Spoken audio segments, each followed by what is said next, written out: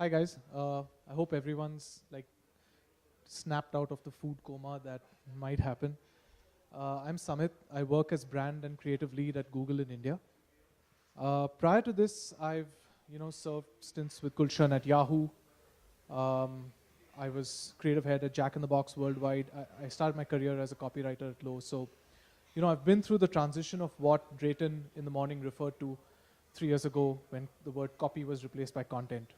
And for the last 5 years or so, I've kind of spent every waking hour working on building content marketing solutions for clients. um, and I must say that, life is very different now from what it was 5 years ago when I began. Because 5 years ago, when I was on the agency side, we just couldn't sell content marketing to you guys. We just couldn't sell it.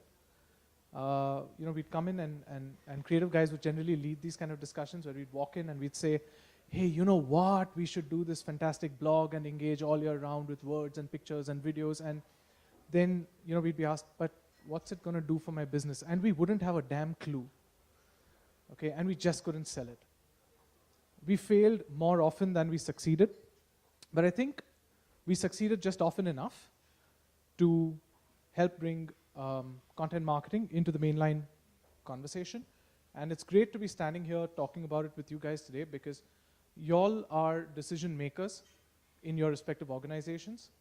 And it's just great to see that it's become part and parcel of life. And I think digital agencies and content agencies are going to find it a lot easier to sell content marketing these days, and that makes me really envious. But so, like I was saying, we've kind of come a long way since 2010, when social media and brand blogs started really, beginning to, become part of the conversation. And I know that we're all working hard to develop content. We've seen some great examples of it. Sridhar's work on Live in Style, I think, is a fantastic example of content marketing. And by now, I think we've got a few years' experience behind us. We've learned through trial and error. We've learned from other markets. And I think we're headed in the right direction. But what do today and tomorrow hold for us? And I'm just going to be speaking about it from a very creative point of view, from a very personal point of view, right?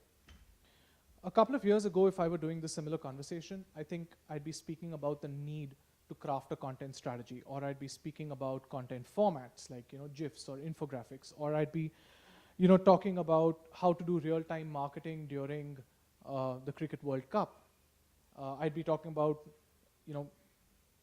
multi-screening or second screening or omni-screening or mobile first or building a responsive website and responsive content for multiple screens. And I think we're past that. I know you guys are having this conversation day in and day out. I certainly know that the folks at Google are having this conversation, these kind of conversations day in and day out.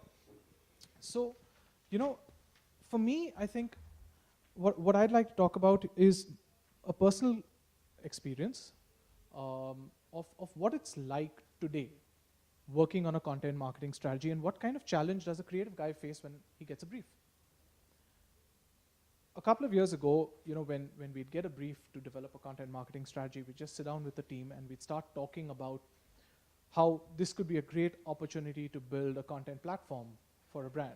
And then from there, we'd evolve into, hey, what kind of content are we going to create? And then into what kind of social media posts we're going to do.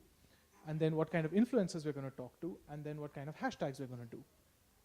And after a few hours or days of brainstorming, I'd get up and I'd leave it to my team to execute the finer details. And I'd walk away feeling that the job was done.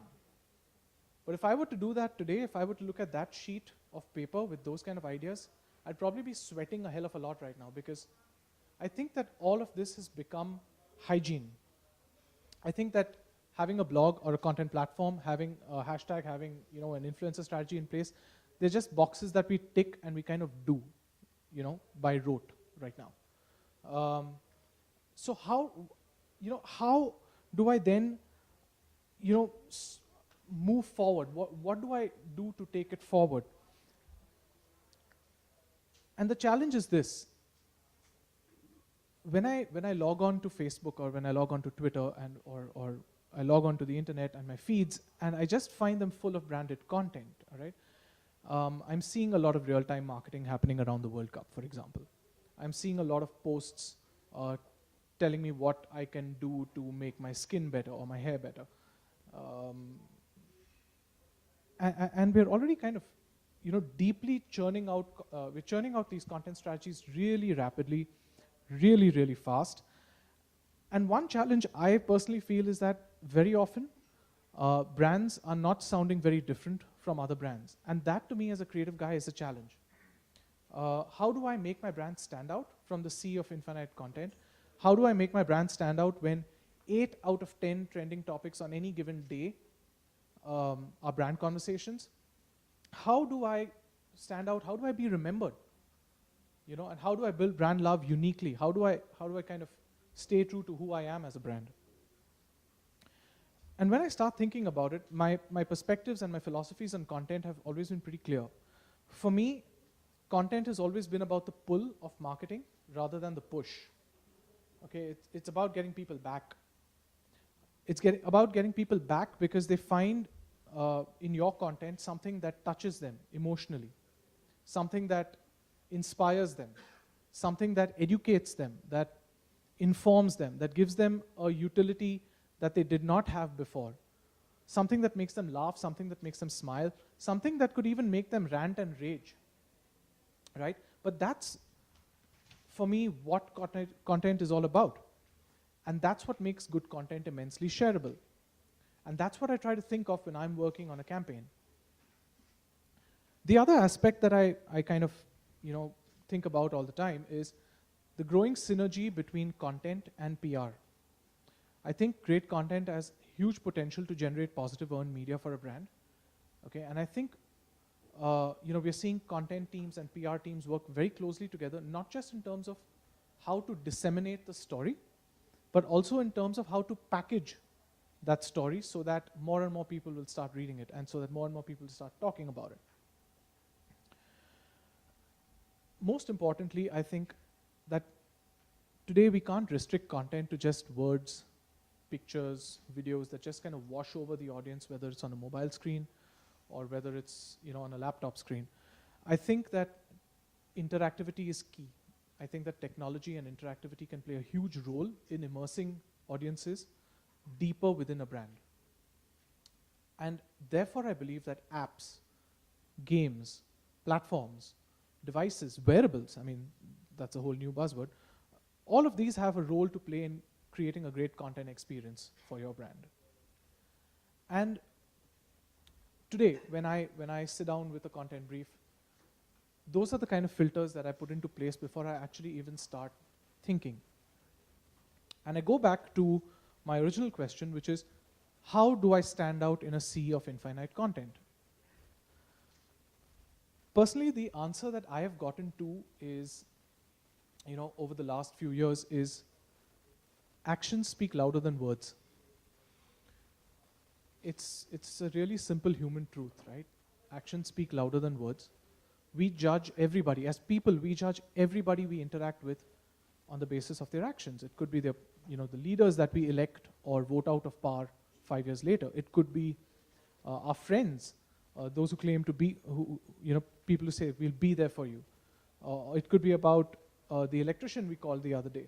Or it could be about, a doctor that we meet. We judge them by what they're actually able to say rather than, what they're actually able to do rather than what they're actually able to say. And I think it's the same for brands, because in a parity environment, I think what a brand does matters more than what a brand claims to do.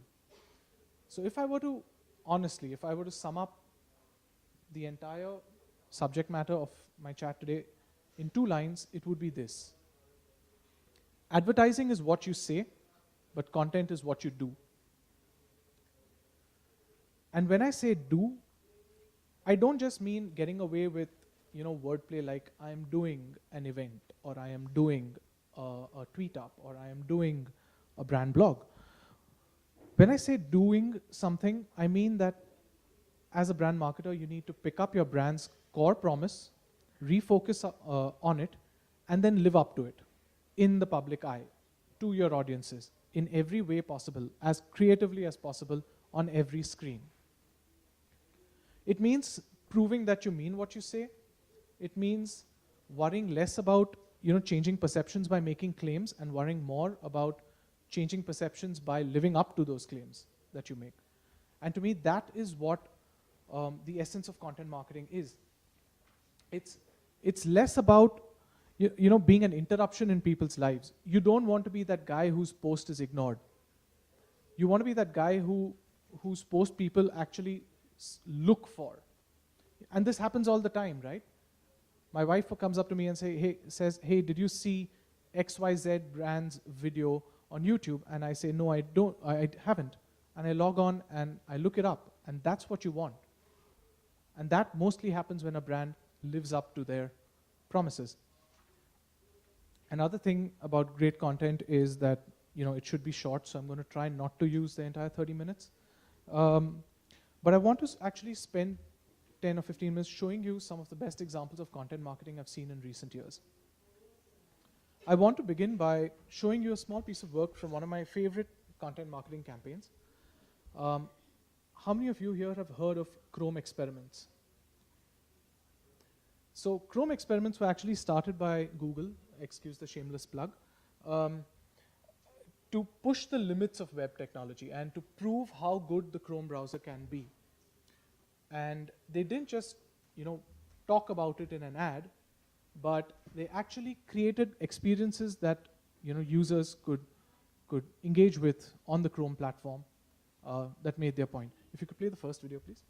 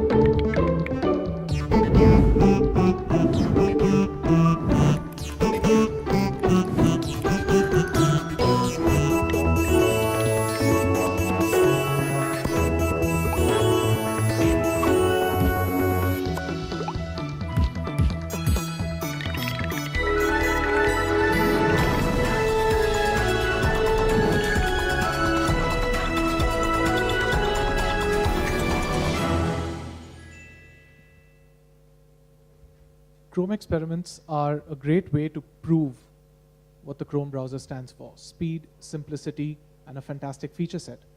The audience for a Chrome experiment isn't just the end user, but it's also the huge developer community out there.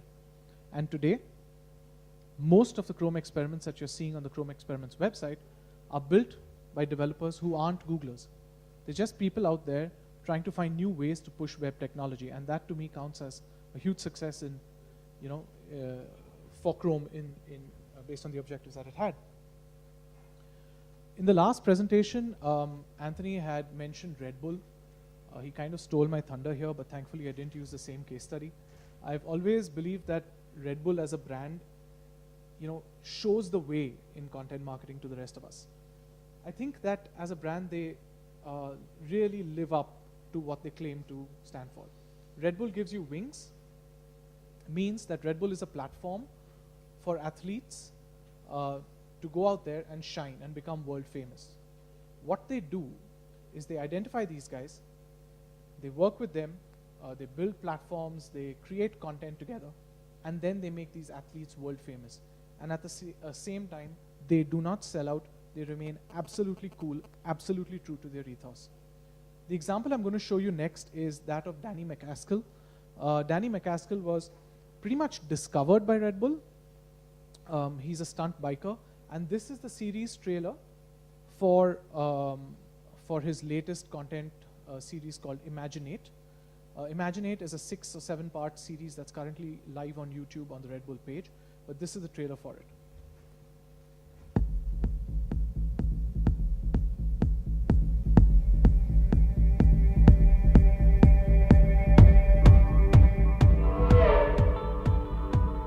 With this project, I've got such a free range that I can build the setups that allow me to do the kind of tricks that have just been my dreams up until now. We're making a bike film. This whole project's just descended into mayhem.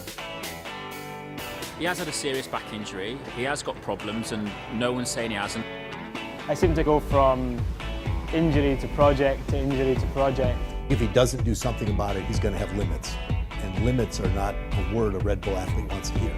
I just hate riding in front of my camera, and I'm not riding well. He's been given a blank sheet of paper to do what he wants, and that means he just puts himself under huge pressure. I feel in worse shape now than I did before my operation. To do the project's going to be a big ask. He'll get through it. He's just freaking out. Kind of come up with an idea that's got no limitations. Somewhere. What's the elephant? It was just in case. I feel like I'm a kid, and I'm given like it's like the biggest toy ever.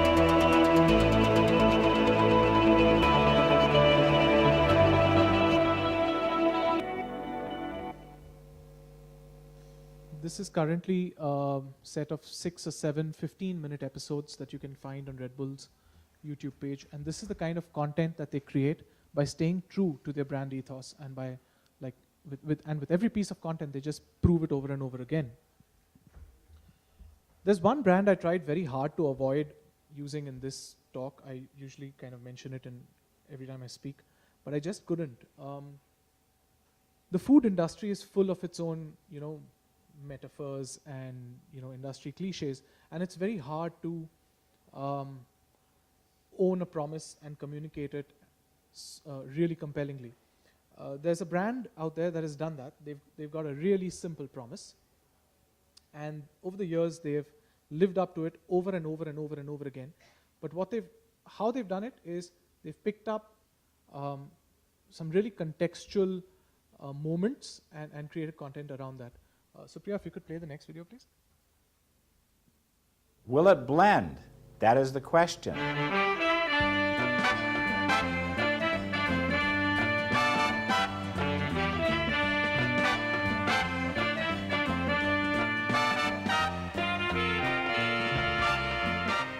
2012 has been a big year for little tablets. They each have their strengths and weaknesses.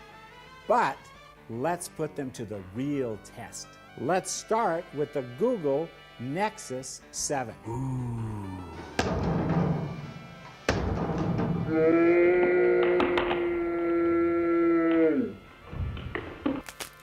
Next, the Kindle Fire HD.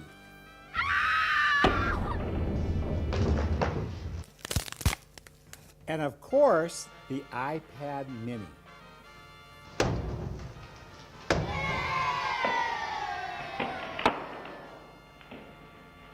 I think I'm going to press the blend off button. Ready, set, go.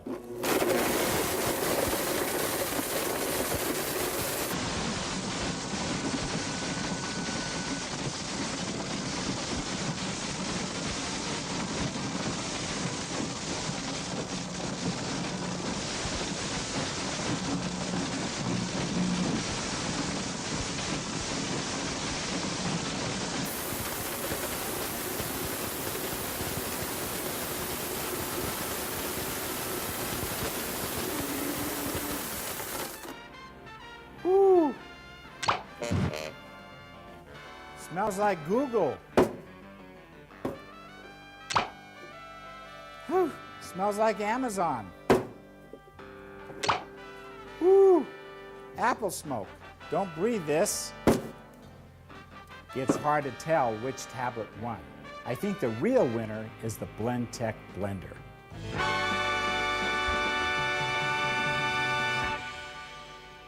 The most recent video shows Tom Dixon, who I think is the CEO of the company, blending the iPhone 6 Plus. So, yeah. I came across this campaign, and I'm proud to say that it's a homegrown India campaign. So, it's for India's favorite beer. Kingfisher's baseline is the king of good times, right? So, what can a brand with that kind of a baseline do from a content, technology, and experience perspective? This.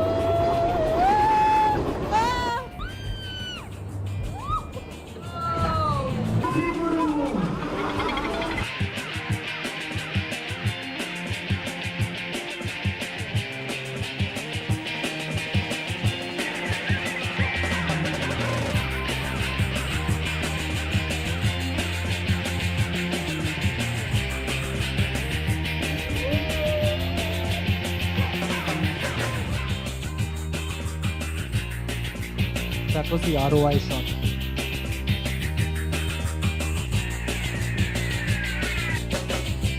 I was feeling like I'm falling down.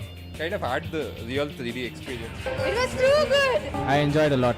Wow! Just keep calm. Keep calm. Keep calm. Keep calm. Bring Kingfisher.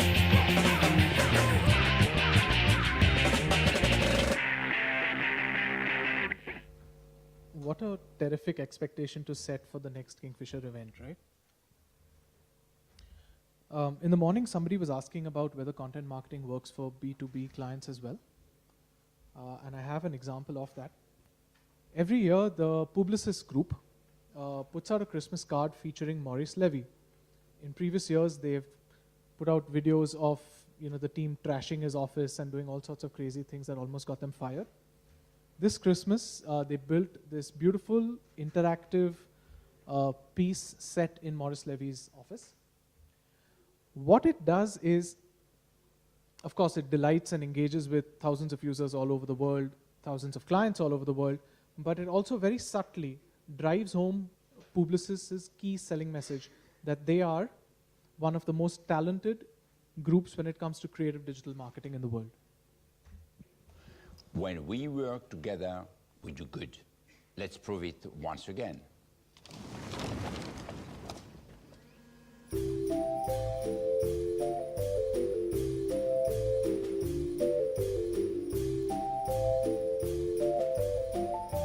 Bonjour again. My very best wishes for you and your families.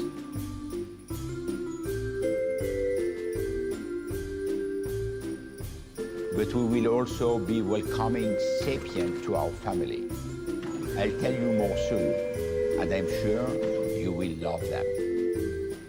Our appetite for conquest is only growing bigger, and we will be more aggressive. Oh, and your family, for a happy, healthy. Give your all to our client. No, not my candy jar, please. Okay, enough is enough. You aren't listening. Let's go back to the beginning.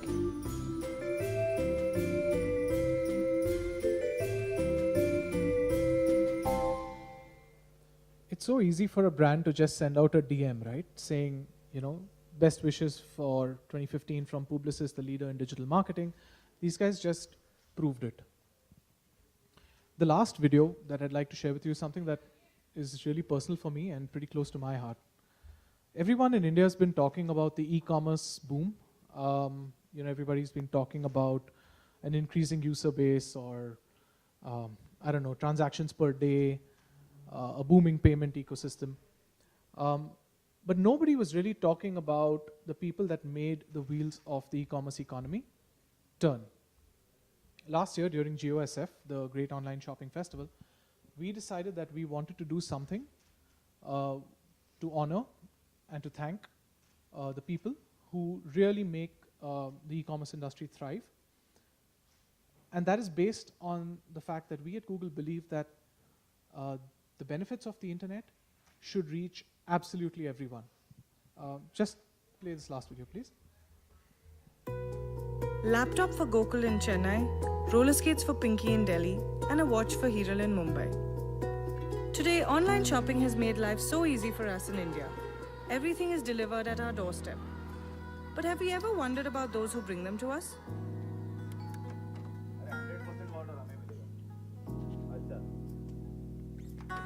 जब delivery करने जाता है तो customer parcel देके खुश होता है, तो वो खुशी देके हमें भी खुशी मिलती है.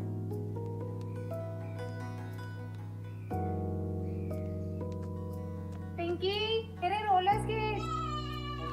एक बार जब डिलीवरी देने जा रहा था ना मैं वहाँ पर बच्चे लोग खेल रहे थे, तो मेरा बड़ा बैग देख के वो बोले जिंगल बेन ऐसे ही बोल रहे थे. मैम आपका पार्सल लेके आया था मैं.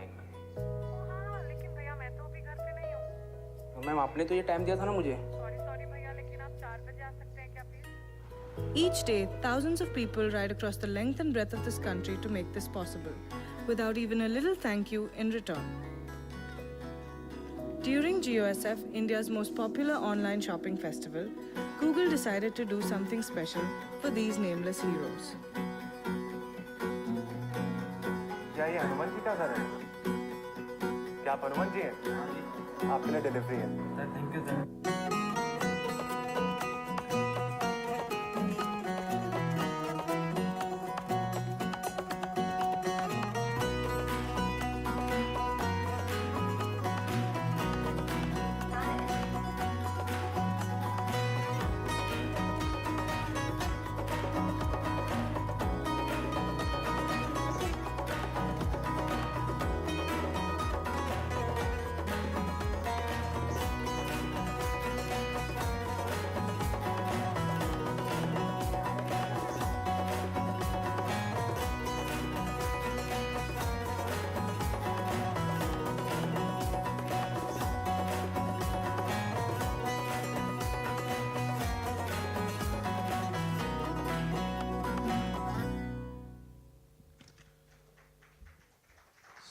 Thank you. So, just to close, I'd like to say, the next time you're briefing your agency on developing content, don't ask them for a content strategy that focuses on what they can say for you, but focus on a content strategy that shows people what you can do for them. Thank you, and I'm happy to answer questions if you have any.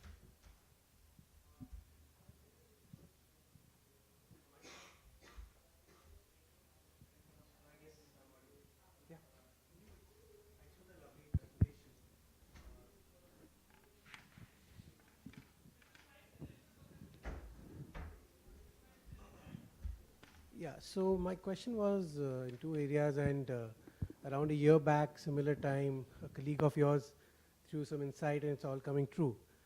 A is that digital is going mobile in a big way, and more than 60 to 70% of handsets of surfing content consumption will be via mobile devices.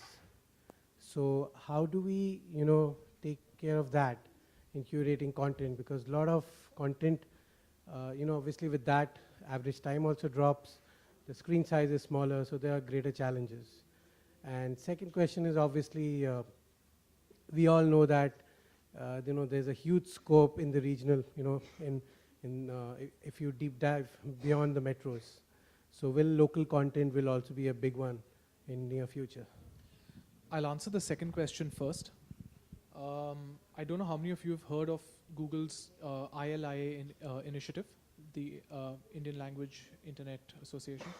We believe that local content is of huge importance, and we believe that it's a burgeoning stream, and we're putting a lot of effort into making it easier for publishers to create local content and for users to find what they're looking for. We've already begun that. You guys would have heard of the rollout of the Hindi search experience last year. So yes, extremely, extremely important.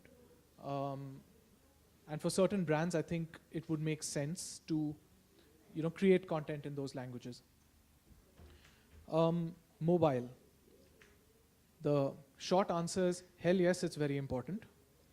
The long answer is that I don't think there's one answer to every problem. There are different types of content, and there are different types of experiences, and each of them, have their own challenges and own kind of skill sets that you need to solve it. One approach, for example, okay, if I were looking at video, I would look to make video that's about 2 minutes, 2.5 minutes tops, because we know that their screen time is less. But that's not new news for you guys. That's really not new news for you. My approach would be, I don't know. When I think of content, I actually design first for the mobile web. When I do a website design, when I'm working with my agencies on a website design, I get them to show me the mobile mocks first. Wherever possible, I look at doing a mobile app. Wherever possible. That may not always be the case. That may not always be the need. But I try to assume that my audience is going to see it or experience it on the mobile only. There will be cases where you still want to create a desktop experience or something that is a hybrid, where, say, for example, you had that mobile-controlled card that Publicis did. But I think the best thing to do is just, imagine that you are, that the desktop doesn't exist. I don't know how else I can tell you how to think it through, but it's just a mindset that you have to, maybe you need to get your agencies to actually present to you on the mobile, write a blog post and put it up on a little microsite that you can access and see what it looks like on your mobile phone. Or to think of a mobile experience, think of an experience that can get someone to engage in a particular context, in a particular geography, at a particular time.